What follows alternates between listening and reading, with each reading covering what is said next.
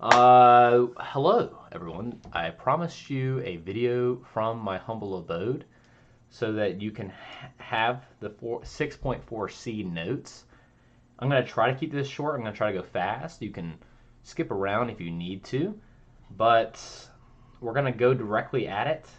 Let's start with review just so that if you did miss last class or you forgot what we were talking about, which seems to be a common trend, uh, you can keep up with what we're talking about in this lesson. Okay, so we talked about last time, or I guess 2 times ago, you could call it, uh, FDR's New Deal. We talked about the programs that he does. We talked about the 4-day bank holiday thing that's really crazy, just trying to calm down the nerves of America during that time. It's a crazy time to be alive in the 1930s. And FDR is going to take it upon himself to try to alleviate that suffering.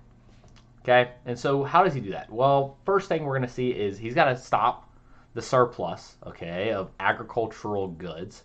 And how he does that, of course, is going to be through the AAA. So with the AAA, he's essentially, and we've said this many, many times, he's going to pay farmers not to farm. And with that, we're going to see some messed up stuff in today's lesson, which we'll discuss when we get there. In addition, let's keep it moving.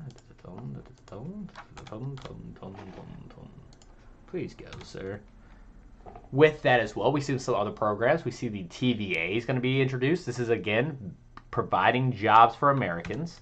The CCC, providing jobs for Americans. WPA, providing jobs for Americans. So the TVA does it by building dams, and of course that does two things. Gives jobs to Americans, and it's going to provide electricity for rural areas. Well, that's crazy. That's on your test. You should note that. It provides electricity for rural areas in addition to providing jobs. CCC builds infrastructure and provides jobs for Americans. WPA is pretty much a cultural version of the CCC, paying people to contribute art to American culture and museums and all that fun, crazy, lovely stuff. Excuse me. Let's see, to the next unit, we talked about some critiques of the New Deal. Not everybody loves the New Deal. Well, actually, it turns out that both sides have issues with it, okay? The liberal side, the side that FDR is on, kind of critiques it and says, well, we don't think you're doing enough for us, which is crazy because he's doing more than any other president in the past, but you got to think, these guys are progressive. They are the progressives. They want to progress. And so they're going to call for, one, redistribution of income, which, again, if you recall, is taking money from the wealthy and giving it to the poor. Also, they want him to assist in the African-American, or help African-Americans, the poor, and the elderly. We'll talk about how he kind of does that today, and what that kind of looks like. Conservatives have a big issue with what he's doing because, well, they think he's getting way too much power. He's becoming a socialist, and that is a big fear for conservatives back then and possibly today. And so here we are. We've arrived to the moment that we've all been waiting for. Today's notes. 6.4C. Today we'll be talking about what the New Deal really doesn't succeed at. Well, we know that the New Deal doesn't succeed in getting America out of the Great Depression, but it does prevent future depressions, which was important to know. I've said that many, many, many times. But it also doesn't succeed in helping entirely the African-American people in America during that time. So, if you think, we know that unemployment amongst all of America is at a 25%. That's pretty bad. That means 1 in every 4 people that should be employed in America is not employed. That's really bad. That's really high. Today is roughly 5%, 3%. It's a low number. Compared to the time, it is 1930s, it is 25%. If we isolate African Americans alone, though, it is at a 48% unemployment rate, meaning 1 in every 2 African Americans does not have a job and therefore does not have an income.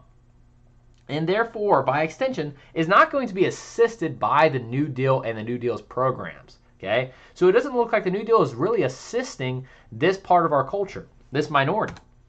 So how does it not really assisting? Well, the CCC, we discussed what they did, and the TVA, we discussed what we did literally in this video. You can go back and you can check that if you have the world's shortest memory, but you shouldn't. We discussed what the AAA does, which is, of course, paid farmers not to farm. And if farmers are getting paid not to farm, are farmers, by extension, are they going to keep on paying their workers? The answer is, of course not. Okay, farmers benefit from the AAA. It brings prices back up. We were dealing with a surplus. Drop the amount of crops that we're producing, we're going to see an increase in price. That's how demand works. You should know that from economics with the beautiful, wonderful, and amazing Mr. LePeau. So it does help farmers, but it does not help African Americans, as they are going to lose their jobs even more significantly, which is not beneficial. The CCC and the TVA, which is providing jobs for Americans, is for white people. They're not for African Americans. So again, the New Deal is not servicing or assisting African Americans at all moving forward. So FDR looks at this and he's like, wow, I might have screwed up here there, bud. Well, yeah. And so he's going to say, well, let's try to fix this. He looks at the trash heap on his desk that Hoover is passed on to him. And he's like, well, let's try to tackle this thing. And so he says, I'm not doing a good job with African Americans. Let's do something about it. And that's where we're going to see the Black Cabinet come in. Okay, the Black Cabinet is a group of advisors directly to the president. Now, we know, or you should know at least, that the president has a cabinet, okay? And that cabinet is a group of advisors. Now, he's going to start a second cabinet called the Black Cabinet that is African Americans who are advising him, okay? Now, the point of this is to get a perspective from African Americans during this time to try to get some kind of representation and to hear their voice, okay? Because we know that they're not doing too well during this time. Again, 50% unemployment is insane. That is unheard of. That's crazy. And so he's going to try to get some influence there and some voices to that minority. With that as well, we're going to see a story pop up, okay? Now, this isn't about FDR entirely, but it is about FDR's wife, okay? Eleanor Roosevelt, which is a pretty big name. You might have heard of her before. You might not know many first women or first ladies, but that is definitely one that if you have heard of one, she's probably her. It's probably it. It's probably she, whatever. Mary Ann Anderson is an opera singer, okay? And so there's going to be a group out there called the Daughters of the American Revolution, and they take a lot of pride in their ability to track their heritage all the way back to soldiers from the American Revolution. Therefore the name, Daughters of the American Revolution. Well, they hear this beautiful voice of Mary Ann Anderson, this opera singer, and they're like, oh my gosh, this is stellar, this is beautiful, this is an amazing voice. I wish I could hear this voice in front of me. Well, actually, they're going to pay Mary Ann Anderson to come to one of their meetings and perform in front of them. And when Mary Ann Anderson shows up, the beautiful voice that she has, they're like, whoa, where's Mary Ann Anderson? We didn't pay you. Mary Ann Anderson is an African American. And they did not realize this because all they have heard from her is over the radio. There's no YouTube, there's no Twitch, and so therefore there is no video. And so they're like, whoa, we can't have an African American perform in front of us. That'd be disgusting. And so, of course, they're going to say, no, that's not going to happen. Go away. And this is wrong. Okay, they are intentionally putting this lady out, not because of her abilities. Her abilities are amazing, just simply because of the color of her skin, which is of itself disgusting. And so Eleanor Roosevelt hears of this story of Mary Ann Anderson being totally disrespected and discriminated against, and sets up a concert for her, which is huge. Okay, we need to point out the symbolism of this. This is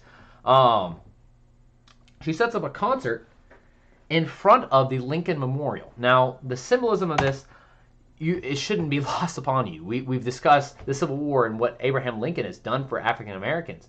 Of course, we know that he does not free the slaves. Okay, that is he plays a huge role in it, but the Emancipation Proclamation itself does not free the slaves. Okay, we know that. But he also probably has the biggest role in the establishment of the 13th Amendment, which does free the slaves, okay? We discussed how the Emancipation Proclamation does not do that. And that's just simply because, well, he delivers a speech and a policy demanding the Confederates release their slaves.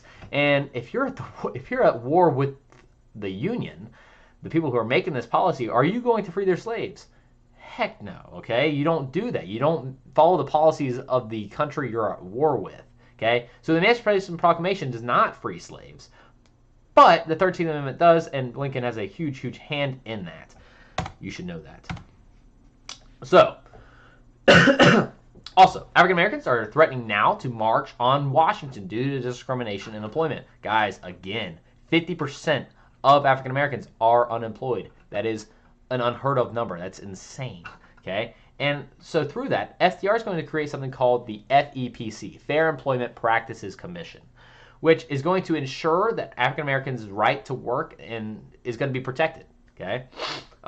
As a result, now Northern African Americans are going to start to vote Democrat, which, if you didn't know this by now, shame on you, FDR is a Democrat, okay? And so Northern African Americans look at this and they're like, it seems like this guy has our interest in mind. This guy is going to be assisting us. And therefore, by extension, the Democratic Party might be having our interests in mind, okay? And so that's where we're going to start seeing that trend kind of kick off. Note, kind of a big note here, okay? Again, Democrats are not in the North at this point, okay? They are in the South, okay? Republicans are in the North.